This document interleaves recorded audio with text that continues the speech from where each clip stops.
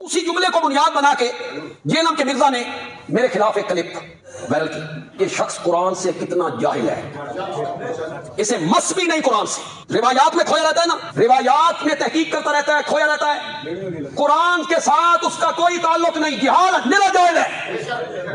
تو قرآن میں تحریف کرتا ہے, قرآن میں جن آیتوں میں منافقین کا ذکر ہے وہ صحابہ پہ فٹ کرتا ہے.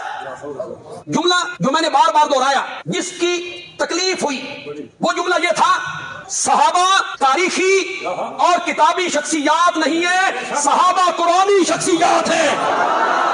صحابہ کو دو گروہوں میں تقسیم کیا قرآن نے. سورت حدید کی آیت نمبر 10 میں تو نے اپنے کلم میں کہا صحابہ کی 3 کیٹیگریاں ہیں. قرآن صحابہ کی 2 کیٹیگریوں کا ذکر کرتا ہے, فتح مکہ سے پہلے ایمان لانے والے, فتح مکہ کے بعد ایمان لانے والے.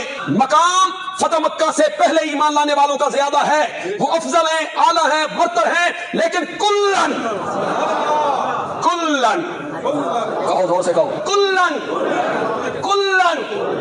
وعد اللہ الحسنى, کلن کہو یار, کلن وعد اللہ الحسنى. صحابہ کرام کو تو اللہ نے اعلیٰ درجے کی ڈگری دی ہے. سورہ توبہ کے اندر والسابقون الاولون من المہاجرین والانصار, سبقت لے گئے جو پہلے پہل مسلمان ہو گئے, خواہ وہ مہاجرین ہیں یا انصار, اور جنہوں نے احسان کے ساتھ ان کی پیروی کی. پھر اللہ نے کہا رضی اللہ عنہم ورضوا عنہ, اللہ ان سے راضی, وہ اللہ سے راضی. راضی جن سے اللہ ہوا ہے وہ ہیں سابقون الاولون, اور احسان کے ساتھ جو ان کی پیروی کرنے والے ہیں.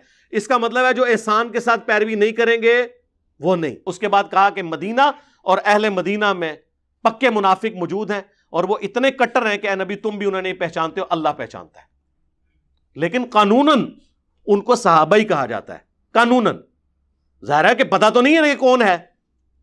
اب مجھے بتائیں, غزوہ تبوک کے موقع پر جو حضور کے ساتھ 30,000 کا لشکر گیا تھا تو حضور صحابہ کو ہی ساتھ لے کے گئے تھے نا. انہی میں سے 12 بندوں نے حضور پہ قاتلانہ حملہ کیا تھا نا واپسی پہ, چوٹی سے آپ کی سواری گرانے کی کوشش کی, جو مسند احمد میں پوری تفصیل موجود ہے, اور صحیح مسلم میں 7035 نمبر حدیث ہے. نبی علیہ السلام نے فرمایا میرے اصحاب میں 12 منافق ہیں, وہ اس وقت تک جنت میں داخل نہیں ہوں گے جب تک کہ سوئی کے ناکے سے اونٹ نہ گزر جائے. یعنی امپاسبل. یہ مثال دی جاتی تھی عرب میں نا, قرآن میں بھی سورۃ الاعراف میں یہ مثال آئی ہے. اور ان میں 8 ایسے ہیں جن کی پشت پہ دبیلا پھوڑا نکلے گا, جس کی ہیٹ وہ اپنے سینے میں محسوس کریں گے. اس پھوڑے سے ان کی موت ہوگی. ہم سے لوگ بڑا زور لگا کے پوچھ رہے ہیں بتائیں کس کی ہوئی ہے. بھئی وہ سابقون اولون میں سے کوئی نہیں ہے جس کی موت اس طریقے سے ہوئی ہو. حضرت ابوبکر, عمر, عثمان علی رضی اللہ عنہم اجمعین اور ان کے ساتھی وہ لوگ نہیں ہیں, بعد والے لوگ ہیں. وہ کون ہے آپ علماء سے پوچھیں, میں تو جاہل آدمی ہوں, علماء سے پوچھ کے چلیں. دوبیلا پھوڑے سے ان کی موت کی. قاتلانہ حملہ کرنے والے کون تھے؟ قانوناً صاحب, میں ہمیشہ لفظ قانوناً صحابی کی بات کرتا ہوں. یہ جو نبی علیہ السلام کا ایک قریبی رشتہ دار عبید اللہ, جس کے ساتھ سیدہ ام حبیبہ کی شادی ہوئی تھی اور حضور کا صحابی تھا, ہجرت حبشہ میں حبشہ بھی گیا, یعنی سابقون الاولون میں. تو ان کو تو رضی اللہ عنہ اللہ نے کہا ہے قرآن میں سابقون الاولون ہو گیا. حبشہ جا کے المستدرک الحاکم میں پوری ڈیٹیل موجود ہے, یہ جا کے عیسائی ہو گیا اور عیسائی مرا, مرتد ہو گیا. صحابی بھی سابقون الاولون میں سے بھی, حضرت معاویہ رضی اللہ تعالیٰ عنہ کی بہن ام حبیبہ کا خامند بھی. اتنے ٹائٹل اس کو, مرتد ہو کے مر گیا. اسی لیے جب واپس آئی تو حضور نے دل جوئی کے لیے پھر ام حبیبہ سے خود نکاح کیا, وہ ام المومنین بن گئی. آپ کے نزدیک تو اس کو مرتد نہیں ہونا چاہیے تھا, اللہ اس سے راضی ہو چکا ہوا تھا. ہاں جی دسو. بخاری مسلم دونوں میں حدیث ہے, ایک کاتب وحی, ایک کاتب وحی کے اوپر بڑا ایک کر رہے ہوتے ہیں نا, ایک کاتب وحی جس کے بارے میں بخاری مسلم میں آیا کاتب وحی. سورہ آل عمران, سورۃ البقرہ اس نے نبی علیہ السلام سے پڑھی, مرتد ہو گیا, مر گیا. دفناتے تھے, لاش زمین اٹھا کے باہر پھینک دیتی تھی, اور لوگ چیما گوئیاں کرنا شروع ہو گئے کہ یہ رسول اللہ کے ساتھی ہیں جو یہ اس کی لاش باہر نکال دیتے ہیں. پھر انہوں نے پبلکلی دفنایا, پھر بھی لاش باہر گری. کیونکہ ظاہر حضور کو اس نے چیلنج کر دیا تھا نا کہ یہ نبی کو کچھ نہیں آتا, جو میں لکھتا ہوں وہ وہی ہوتی. نعوذ باللہ, اب یہ نبوت سٹیک پہ لگی ہوئی ہے سرکار, اس کو آپ کو چھوٹا مسئلہ سمجھ رہے ہیں. حضور نے اس کی گستاخی کرنے کے سبب اللہ تعالیٰ نے اسے پبلکلی سزا دی کہ زمین نے اس کی لاش قبول نہیں کی. اور بخاری مسلم کے الفاظ ہیں جب وہ مرا حضور نے پہلے ہی کہہ دیا تھا کہ زمین اس کو قبول نہیں کرے گی. اوئے ہوئے ہوئے کاتب وہی تھا. سابقون الاولون بھی ہو گیا یہ بھی. لیکن وفات تک جو رہے, اور وفات سارے حضور کی زندگی میں تو فوت ہوئے ہیں, چند % لوگ, باقی تو بعد میں فوت ہوئے ہیں. اور بخاری مسلم دونوں میں ملا کے 1 درجن سے زیادہ احادیث ہیں کہ نبی علیہ السلام فرماتے ہیں میرے حوض کوثر پہ کچھ لوگ لائے جائیں گے, میں کہوں گا اصحابی اصحابی. وہ ایک مولانا صاحب کہتے ہیں کہ یہ تو کافروں کی سٹیٹمنٹ ہے. بخاری مسلم دونوں میں حدیث ہے نا, عبداللہ ابن ابی کی جب کارستانیاں کھلی رسول اللہ پر صلی اللہ علیہ وآلہ وسلم پر, ان کے ساتھیوں پہ, تو حضرت عمر نے اجازت مانگی, یا رسول اللہ اجازت ہے میں اس منافق کا گلا کاٹ دوں. آپ نے فرمایا کہ چھوڑ دو عمر, لوگ کہیں گے یہ اپنے صحابہ کو قتل کرواتا ہے. تو ایک مولانا صاحب کہتے ہیں وہ تو لوگ کہتے تھے او سرکار بخاری مسلم پڑھو, نکلو اپنی کھڈا تو باہر, دنیا چینج ہو چکی ہے. بخاری مسلم دونوں میں 1 درجن سے زیادہ حدیث ہیں. حضور حوض کوثر پہ کہیں گے اصحابی اصحابی اصیحابی اصیحابی, یہ میرے صحابہ ہیں. تو فرشتے کہیں گے یا رسول اللہ آپ کو نہیں پتا, یہ ایک مماتی مولوی کو پتا ہے, آپ کو نہیں پتا. ہاں آنا ہوں پھر گھیڑے چ وہ تواڈے وڈے مرے ہوئے بزرگ بھی ساڈے اگے اللہ دے فضل نال فیل نے علمی طور سے, تسی تے شے ہی کوئی نہیں ہو. یا رسول اللہ آپ کو نہیں پتا آپ کے بعد یہ دین سے الٹے قدم پھیر گئے تھے جن کو اس مماتی نے ڈگری دی ہوئی تھی اپنی طرف سے. تو آپ فرماتے ہیں سحقن سحقن لمن غیر بعدی, ان پہ پھٹکارو, ان کو مجھ سے دور کر دو جنہوں نے میرے بعد میرے دین کو بدل دیا.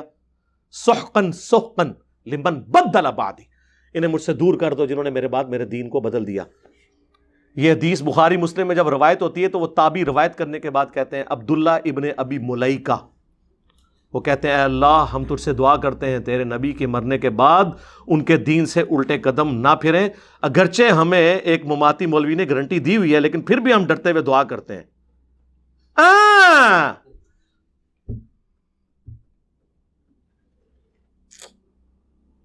ہم بھی اللہ سے دعا کرتے ہیں اللہم من احییتہ منا فاحیہ علی الاسلام ومن توفیتہ منا فتوفہ علی الایمان. اور بخاری میں الفاظ ہیں کہ یہ وہ لوگ تھے جن کے خلاف حضرت ابوبکر نے قتال کیا اپنے دور میں. کون؟ منکرین زکوٰۃ, مسلمہ کذاب سے مل جانے والے لوگ. اس سے مراد نعوذ باللہ جس طرح روافظ کہتے ہیں کہ سابقون الاولون کوئی بڑے اصحاب میں سے نہیں, وہ نہیں تھے. اور بخاری اور مسلم دونوں میں موجود ہے کہ عرب کے قبائل رسول اللہ کی وفات کے بعد ابوبکر کے دور میں مرتد ہو گئے. اب مجھے یہ بتائیں رسول اللہ کی وفات کے بعد جو مرتد ہو وہ رسول اللہ کی زندگی میں کیا ہوتا ہے؟ مماتی صاحب, مسلمان نہیں کہنا, صحابی کہنا ہے. کلن کلن کہنا ہے, کلن. اسی جملے کو بنیاد بنا کے جیلم کے مرزا نے میرے خلاف ایک کلپ وائرل کی. یہ شخص قرآن سے کتنا جاہل ہے, اسے مس بھی نہیں قرآن سے. روایات میں کھویا رہتا ہے نا, روایات میں تحقیق کرتا رہتا ہے, کھویا رہتا ہے. قرآن کے ساتھ اس کا کوئی تعلق نہیں, جہالت میرا جاہل ہے. تو قرآن میں تحریف کرتا ہے, قرآن میں جن آیتوں میں منافقین کا ذکر ہے وہ صحابہ پہ فٹ کرتا ہے. جملہ جو میں نے بار بار دہرایا جس کی تکلیف ہوئی وہ جملہ یہ تھا صحابہ تاریخی اور کتابی شخصیات نہیں ہے, صحابہ قرآنی شخصیات ہیں. صحابہ کو 2 گروہوں میں تقسیم کیا قرآن نے. سورت حدید کی آیت نمبر 10 میں تو نے اپنے کلم میں کہا صحابہ کی 3 کیٹیگریاں ہیں. قرآن صحابہ کی 2 کیٹیگریوں کا ذکر کرتا ہے, فتح مکہ سے پہلے ایمان لانے والے, فتح مکہ کے بعد ایمان لانے والے. مقام فتح مکہ سے پہلے ایمان لانے والوں کا زیادہ ہے, وہ افضل ہیں, اعلیٰ ہیں, برتر ہیں, لیکن کلن کلن کہو زور سے کہو, کلن کلن وعد اللہ الحسنى, کلن کہو یار, کلن وعد اللہ الحسنى. تیرا ہوں کلن میں کٹنا وا, کلن وعد اللہ الحسنى. کلن ریسن اصحابی اصحابی وہ بھی کلن سن.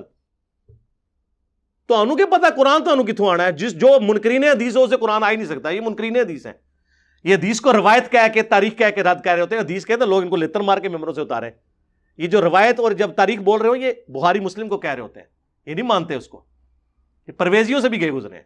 پرویزی کم از کم چھپ کے تو نہیں سامنے ہے. کلن صاحب وہ کتنے گئے پھر؟ مرتد ہو گئے. حضور کی زندگی میں کیا تھے وہ؟ صحابی. کیونکہ یہ کہتے ہیں ایک نظر بھی دیکھ لیا. نہیں جی بعد میں چکے ہو گئے. نہیں سر بعد کی تو ہم بات نہیں کر رہے. حضور کی جب آنکھیں بند ہوئی ہیں اس وقت تک وہ رضی اللہ عنہ تھے. اس وقت تو کسی کو نہیں پتا تھا اور ایون حضور کو بھی نہیں پتا. بعد میں آپ کو بتایا جائے گا. سنن دارمی میں حدیث ہے, المستدرک للحاکم میں حدیث ہے. نبی علیہ السلام نے آیت تلاوت کی اذا جاء نصر اللہ والفتح ورأیت الناس يدخلون فی دین اللہ افواجا. اللہ کی فتح آ گئی ہے اور تم دیکھ رہے ہو کہ لوگ گروہ در گروہ دین میں داخل ہو گئے. حضور نے کہا ان قریب میری وفات کے بعد لوگ اسی طریقے سے گروہ در گروہ دین سے نکل بھی جائیں گے. یہ کہہ رہے کافر کہتے تھے یہ تو حضور خود بتا کے گئے ہیں. اور یہ باتیں حضور کے نبی ہونے کی دلیل ہے کہ ہمارا پیغمبر وہ ہے جو اپنی وفات کے بعد کے واقعات بتا کے گیا. وہ کوئی جنگجو نہیں تھا, وہ اللہ کا پیغمبر تھا. باقی جنگجو جاتے ہیں جب دنیا سے یہ نہیں بتا کے جاتے میرے بعد کیا ہوگا. اللہ کے نبی تو 35 سال پہلے بتا رہے ہیں بخاری اور مسلم دونوں میں, او آئے عمار تجھے ایک باغی جماعت قتل کرے گی, تو انہیں اللہ اور جنت کی طرف بلائے گا, وہ جماعت تجھے جہنم کی طرف بلا رہی ہوگی. اور مسند احمد میں کم از کم 4 حدیثیں اس کے طرق تو درجنوں میں ہیں کہ حضرت معاویہ رضی اللہ تعالیٰ عنہ کا ایک فوجی تھا جو خود اصحاب شجرہ صلح حدیبیہ کے اصحاب میں سے تھا, ابو الغادیہ. اس کے ہاتھوں حضرت عمار کا قتل ہوا اور پوری زندگی روتا تھا کہ حضور نے فرمایا تھا عمار کا قاتل اور مال لوٹنے والا جہنم کی آگ میں ہے.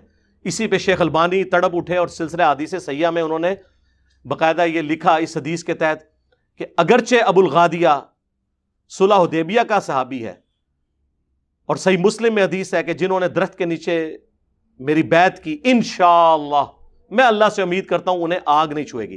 ویسے حضور نے بڑی احتیاط سے بات کی ہے انشاءاللہ کہہ کے. تو یہ فضیلت اس سے اٹھ گئی کیونکہ جب خاص بات آ جائے تو عام فضیلت اٹھ جاتی ہے. یہ شیخ البانی محدث اعظم سعودیہ, البانیہ کے رہنے والے تھے, سعودیہ میں سیٹل ہوئے پھر یہاں سے بھی چلے گئے. یہ انہوں نے لکھا. ان لوگوں کو تو پتہ ہی نہیں کہ دین کس چیز کا نام ہے. اور یہ جی وہ مولانا صاحب کہتے ہیں سورۃ الحدید میں 2 کیٹیگریز بیان ہوئی ہیں, فتح مکہ سے پہلے اور فتح مکہ کے بعد. سر یہ جو 2 کیٹیگریز ہیں یہ اور ہیں, فتح مکہ سے پہلے اور بعد والی. یہ ان لوگوں کے لیے ہیں جو کامل الایمان ہیں اور ان کے اپنے معاملات بعد میں صحیح چلنے ہیں, ان کے لیے ہے کہ جو پہلے والے ہیں وہ بعد والوں سے بہتر ہیں. یہ ان کے لیے کلن آیا ہے, ورنہ ہے باقیوں کا کیا بنے گا. اور وہ کدھر گئے جو سورہ توبہ کی آیت نمبر 102 میں ہے کہ ملے جلے اعمال کرنے والے ہیں, اللہ ان کو بعد میں دیکھے گا کہ وہ کیا کرتے ہیں. اور قانوناً جو بیچ والے 101 والے منافقین اور 100 نمبر والے سابقون الاولون, یہ اس طریقے سے نہیں میرے بھائی. تھوڑا آپ قرآن کا علم حاصل کریں اور میں آپ کو, اگر آپ احادیث کی طرف آئیں تو میں آپ کو مزید سمجھاؤں گا کہ یہ ڈویژنز آگے پھر سینسٹیوٹی کے اوپر بھی آتی ہیں, صرف یہاں تک نہیں ہے. کل وعد اللہ الحسنى, اس کی تفسیر ذرا بیان کرنا حدیث کی روشنی میں تو پتہ چل جائے گا. تفسیر ابن کثیر کھولیں, انہوں نے مسلم شریف کی حدیث لی ہے, مسند احمد کی حدیث لی ہے, بخاری کی حدیث لی ہے. اس کے کانٹیکسٹ میں صحیح بخاری میں 2 جگہ یہ حدیث آتی ہے کہ خالد ابن ولید کو نبی علیہ السلام نے کہیں پر بھیجا اور وہاں پہ کچھ قبائل تھے جو بےچارے نئے نئے مسلم ہوئے تھے. انہوں نے بجائے یہ کہنے کے نا اسلمنا ہم اسلام لے آئے, انہوں نے کہا ہم اپنے دین سے پھر گئے, ہم اپنے دین سے پھر گئے. اور وہ یہ کہہ رہے تھے ہم بت پرستی کے دین سے پھر گئے اور اسلام کی طرف آئے, لیکن انہیں یہ نعرہ نہیں آتا تھا. حضرت خالد بن ولید یہ سمجھے کہ یہ اسلام سے پھر گئے ہیں, انہوں نے ان کو قتل کرنا شروع کیا اور کچھ ساتھیوں کو انہوں نے صحابہ کے حوالے کیا کہ تم یہ بندے تم قتل کرو. یہ باقیوں نے کہا ہم نہیں قتل کریں گے جب تک رسول اللہ سے نہ پوچھے, اور انہوں نے نہیں قتل کیا. نبی علیہ السلام کے پاس اسی دوران مسند احمد میں آتا ہے, یہ بخاری میں تو اتنا ہی ہے, بخاری میں یہ بھی الفاظ ہے, رسول اللہ کے پاس جب یہ شکایت آئی نا آپ نے 2 دفعہ ہاتھ اٹھا کے کہا اے اللہ خالد ابن ولید نے جو کچھ کیا میں اس سے بری ہوں, میری کوئی ذمہ داری نہیں ہے, یہ خود اپنا معاملہ جو ہے نا اس کے ذمہ, اس نے اللہ کو جواب دینا, میری کوئی ذمہ داری نہیں ہے, اور تسی تے شے ہی کوئی نہیں. اور مسند احمد میں موجود ہے اس موقع پہ حضرت عبد الرحمن بن عوف اور حضرت خالد ابن ولید کا آپس میں جھگڑا ہو گیا. تو حضرت خالد ابن ولید نے عبد الرحمن بن عوف کو گالیاں دے دی. اب یہ جو الفاظ ہے نا یہ مسلم شریف میں ہے 6488 نمبر حدیث. عبد الرحمن بن عوف کو خالد ابن ولید نے گالی دی. کب دی؟ وہ بخاری میں اور مسند احمد میں اور تفسیر ابن کثیر میں وہ ساری حدیث. تو عبد الرحمن بن عوف رضی اللہ تعالیٰ نے شکایت کی حضور کو. آپ فرمایا خالد تم میرے صحابہ کو برا مت کہو, کلن تم, تیرا کلن کتنے گیا, تم میرے صحابہ. خالد ابن ولید نے تو نہیں کہا یا رسول اللہ میں بھی صحابی ہوں اور میں تو فتح مکہ کے بعد والا بھی نہیں ہوں جو کلن والی سرکار نے دسیا سی, میں تو فتح مکہ سے پہلے ہوں, لیکن صلح حدیبیہ کے بعد تھے. صلح حدیبیہ کے بعد اسلام کا گولڈن پیریڈ شروع ہو چکا تھا, اس کے بعد وہ چیز نہیں تھی. اور فتح مکہ پہ حضرت معاویہ رضی اللہ تعالیٰ عنہ, ابو سفیان, یہ تو فتح مکہ پہ مسلمان ہوئے ہیں. یہ تو طلقاء ہیں جو سورہ توبہ میں آیا 4 مہینے کا ٹائم ہے, یا اسلام قبول کرو ورنہ گردن کاٹی جائے گی. ان کا تو چھوڑ ہی دیں آپ, یہ تو خالد بن ولید کی بات ہو رہی ہے جو صلح حدیبیہ کے بعد ہوئے لیکن فتح مکہ سے پہلے. تم میرے صحابہ کو برا مت کہو. اب اگر تم احد پہاڑ کے برابر سونا بھی خیرات کر دو, اور میرے صحابی نے عبد الرحمن بن عوف نے 1 مد گندم 600 گرام آدھا کلو جو گندم خیرات کی, تم اس کے برابر بھی نہیں پہنچ سکتے, اس کے آدھے کو بھی نہیں پہنچ سکتے. یہ آدھی حدیث بیان کرتے ہیں میرے صحابہ کو برا مت کہو. یہ کس کو کہا گیا تھا؟ ہمیں تو بودھ مار میں ہے, اصل میں تو ان کو کہا گیا تھا, خالد بن ولید کو. انہوں نے تو نہیں کہا کلم وعد اللہ الحسنى, انہیں پتا تھا یہ اتنا سادہ معاملہ نہیں ہے. جس طرح بریلوی اپنے بزرگ بابوں کے بارے میں چیزیں منسوب کرتے ہیں, یہ بھی ہر چیز کو ہر ایک کے ساتھ منسوب کر دیتے ہیں. احد پہاڑ آلموسٹ 4.5 میل کے اوپر پھیلا ہوا ہے. 7.5 کلومیٹر جا کے گوگل میں لکھیں, 7.5 کلومیٹر پہ پھیلا ہوا احد پہاڑ پتھریلا, اس کا آپ ذرا وزن کریں, اور سارا سونے کا ہو. اور عبد الرحمن بن عوف, اور یہ تو بات عبد الرحمن بن عوف کی بات ہو رہی ہے, مولا علی کی تو آپ چھوڑ ہی دیں, مولا علی کی در, یہ تو عبد الرحمن بن عوف کی بات ہو رہی ہے. علی معاویہ بھائی بھائی, کتوں بھائی بھائی بھائی, بہت فرق, رہن دو. عبد الرحمن بن عوف رضی اللہ تعالیٰ عنہ کے برابر نہیں پہنچ سکتے. احد پہاڑ اتنا سونا, تو آپ دیکھیں میں نے ایک جملہ بولا تھا کروڑوں معاویہ ہونا ایک عمار کے برابر نہیں ہے. میں نے اس پہ رجوع کیا ہے کہ کھربوں معاویہ بھی ہوں ایک عمار کے برابر نہیں, کیونکہ حضرت عمار کا اتنا سا گندم خیرات کرنا, احد پہاڑ کے برابر سونا بھی خیرات کر دیں حضرت معاویہ رضی اللہ تعالیٰ عنہ, تو سر احد پہاڑ کے برابر سونا جو اس کی تو قیمت بہت ہے, اتنے سے سونے میں ہی اربوں معاویہ پورے ہو جائیں گے, کھربوں ہی تو کیلکولیٹر فیل ہو جائیں گے. میں نے بلکہ ایک بہت بڑے انجینئر صاحب, میں نے کہا یہ سپر کمپیوٹر, ان کا یہ کیلکولیشن نہیں ہو سکتی اس کی اگر سونے کی قیمت لگائی جائے. سر ظاہر ہے سونا اب 1,20,000 روپے آلموسٹ تولا ہے, تولا اینا جا ہوتا ہے 7.5 کلومیٹر تے پتھریلا, او دا وزن کرو کروڑا ٹن بنے گا, کوئی نہیں, اور پھر اس کی قیمت کیلکولیٹ کریں. عمار ابن یاسر تو آپ چھوڑ دیں سر, یہ حضور نے بھی ویسے چن چن کے نا بندوں کے نام لیے. یہ تو میرا فیوریٹ ٹاپک ہے, نہ چھیڑا کرو ملنگا نو, میں تمہیں منع کیتا ہے, ٹھیک ہے. تسی یہ سمجھو کہ ساڈا واسطہ پیا ہوا ہے انہاں لوگوں نال جو کہانیاں بیان کرتے ہیں, بھائی نہ, واللہ یہ میرا دعویٰ ہے جس نے احادیث نہیں پڑھی, جس نے سنت کو نہیں مانا, اسے قرآن بھی سمجھ نہیں آئے گا. قرآن ہم آپ کو سمجھاتے ہیں میرے بھائی, یہ کیٹاگریز ہیں, ٹھیک ہے نا جی. یہاں پہ نبی علیہ السلام نے صلح حدیبیہ والی بھی ڈیفینیشن کر دی. صحابی حضرت عبد الرحمن بن عوف کو کہا کہ میرے صحابہ کو خالد تم نہ کہو. تو یہ کیٹاگریز کے ڈویژن ہے, فتح مکہ سے پہلے, فتح مکہ کے بعد, ہجرت مدینہ سے پہلے, ہجرت مدینہ کے بعد, صلح حدیبیہ سے پہلے, صلح حدیبیہ کے بعد. یہ ساری ہیں, اور یہ سب قرآن کے اندر ان کی جڑ موجود ہے. مجھے بتائیں یہ مہاجرین اور انصار کا جو ذکر ہوا ہے اگر تمہاری ڈیفینیشن مان لی جائے کہ جی دو ہی کیٹیگریز ہیں، فتح مکہ سے پہلے اور بعد، تو ہجرت مدینہ سے پہلے اور بعد یہ ڈیفینیشن کیوں قرآن میں جگہ جگہ آئی ہے؟ سورہ نساء تو پورا ہجرت کے بیان سے ہے، وہ پورا قرآن پڑھو نا، ایک قصہ نہ لے لو، پورا قرآن ٹوٹیلٹی میں دیکھیں۔ تو قرآن میں بھی آپ نہیں اپنا مقدمہ پیش کر سکتے، کیونکہ آپ بودے مسائل کے اوپر کھڑے ہوئے ہیں۔ آپ نے علم حاصل کرنا ہے تو صبح 9 سے لے کے شام 5 بجے تک ہماری فون آن ہوتا ہے، اس میں آپ سے بات نہیں کروں گا، نہیں، آپ ریسرچ پیپر فری منگوا سکتے ہیں، دنیا میں ہر انسان منگوا سکتا ہے، پاکستان کے اندر، پھر وہ لے جائے فری۔ صرف ڈاک کا TCS کا 300 روپے آپ نے دینا ہے، 12 کا پیکج آپ کے پاس آئے گا، جس میں سے 3 اذکار کارڈ ہوں گے اور 9 ریسرچ پیپر، جن میں کربلا والے 200 احادیث، روایتہ نہیں سرکار، تاریخ نہیں بنو امیہ اور بنو عباس کی، احادیث، وہ بھی ریسرچ پیپر ہوگا۔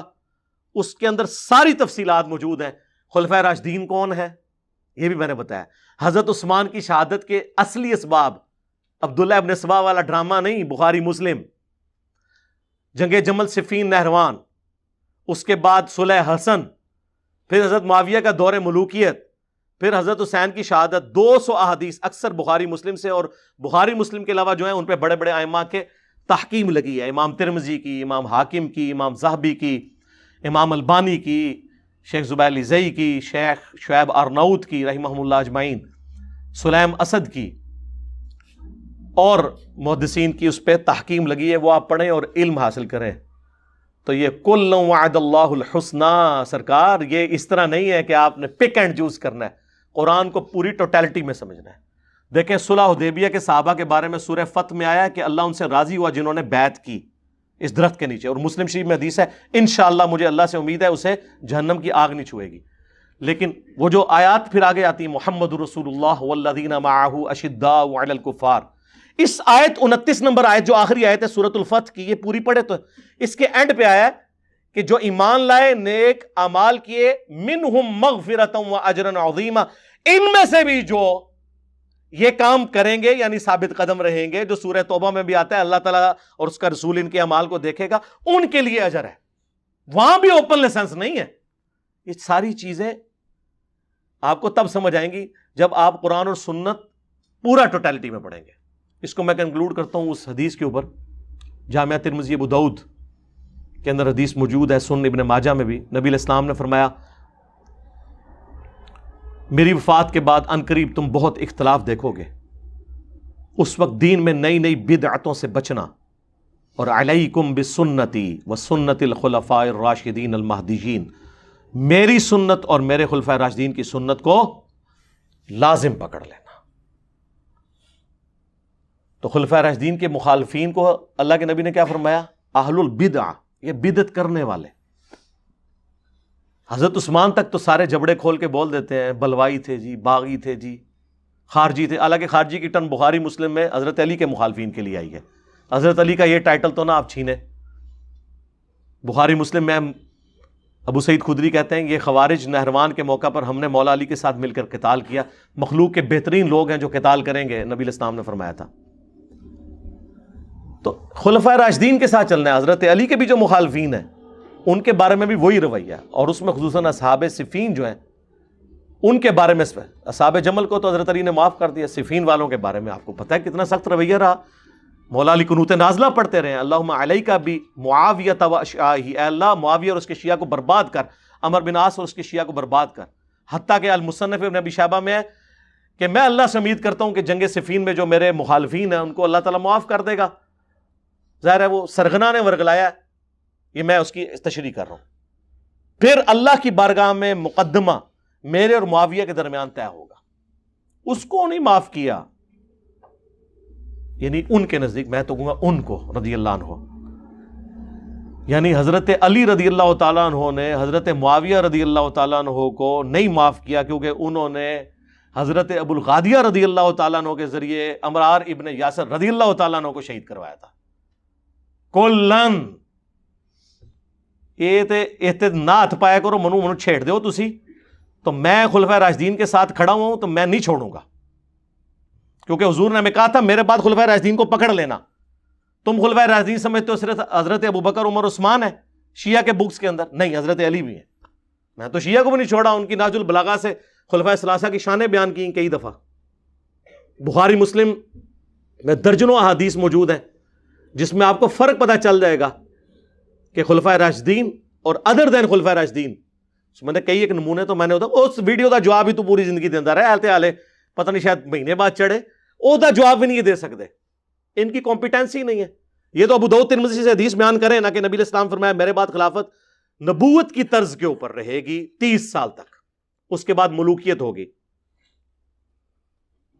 پھر وہ سفینہ کہتے ہیں رسول اللہ کے آزاد کردہ غلام صلی اللہ علیہ وآلہ وسلم رضی اللہ تعالیٰ عنہ اپنے شاگرد سے بیٹا گن, ابو بکر کے 2 سال, عمر کے 10 سال, عثمان کے 12 سال اور علی کے 6 سال, اور اس میں حضرت حسن کے 5 مہینے شامل ہیں. تو وہ آگے سے کہتا ہے کہ یہ بنو امیہ کے لوگ تو کہتے ہیں علی علیہ السلام خلیفہ ہی نہیں, یہ علیہ السلام امام داؤد نے نقل کیا ہے. تو حضرت سفینہ کو غصہ آتا ہے, وہ کہتے ہیں کہ یہ ان کی پیڑ سے جھوٹ نکلا ہے, ان کی تو اپنی حکومت شریر ترین بادشاہت ہے. تو یہ 30 سال کے بعد شریر ترین بادشاہت شروع ہو گئی ہے. مسند احمد میں الگ سے حدیث موجود ہے کہ جب نبی علیہ السلام فرمایا مجھے اللہ اٹھائے گا پھر خلافت علی منہاج النبوہ ہوگی, اس کے بعد کاٹ کھانے والی ملوکیت یعنی مخالفین کو کاٹنے والی. اور یہ 30 سال خلافت والی حدیث سنن نسائی الکبریٰ کے اندر موجود ہے, المستدرک للحاکم کے اندر موجود ہے, المصنف ابن ابی شیبہ کے اندر موجود ہے, مسند ابی داؤد طیالسی کے اندر ہے. مسند ابی داؤد طیالسی جو امام مسلم کے استاد ہیں, امام بخاری کے استاد ہیں, انہوں نے یہ حدیث جب لی ہے نا تو اس میں وہ پھر شاگرد پوچھتا ہے حضرت سفینہ سے کہ اگر خلافت 30 سال ہے تو حضرت معاویہ کیا ہے؟ تو انہوں نے کہا حضرت معاویہ ملک ہے, خلیفہ نہیں ہے. ہم حضرت معاویہ کو خلیفہ نہیں مانتے, چھڑا خلیفہ نہیں, خلیفہ راشد ہے ہی نہیں, چھڑا خلیفہ بھی نہیں, کیونکہ ایک ٹرم ہے جو خاص بندے پہ بولی جائے گی, وہ ملک ہیں, بادشاہ ہیں. ویسے تو آپ امیر المومنین فی الپاکستان عمران خان صاحب کو کہہ لیں خلیفہ, وہ اس طرح آپ جو مرضی کہتے رہے, ملک ہیں. انہوں نے کہا وہ تو بادشاہ ہیں. اور مصنف ابن ابی شیبہ میں ہے یہ شریر ترین سخت گیر بادشاہ ہے, اور ان کا پہلا بادشاہ معاویہ ابن ابی سفیان ہے. حضرت سفینہ نے خود فام بیان کیا ہے یہ کون ہے. تو سر یہ ہم یہ چیزیں کھول کے اس لیے بیان کرتے ہیں تاکہ کسی کو کوئی ابہام باقی نہ رہے. اللہ تعالیٰ سے دعا ہے جو حق بات میں نے کہی اللہ تعالیٰ ہمارے دلوں میں راسخ فرمائے. اگر جذبات میں میرے منہ سے غلط بات نکل گئی اللہ تعالیٰ ہمارے دلوں سے محو کر دے, دھو دے, ہمیں معاف بھی فرما دے. ہمیں کتاب و سنت کی تعلیمات پر عمل کر کے دوسرے بھائیوں تک پہنچانے کی توفیق عطا فرمائے. سبحانک اللہم و بحمدک اشہد ان لا الہ الا انت استغفرک و اتوب الیک وما علینا الا البلاغ المبین.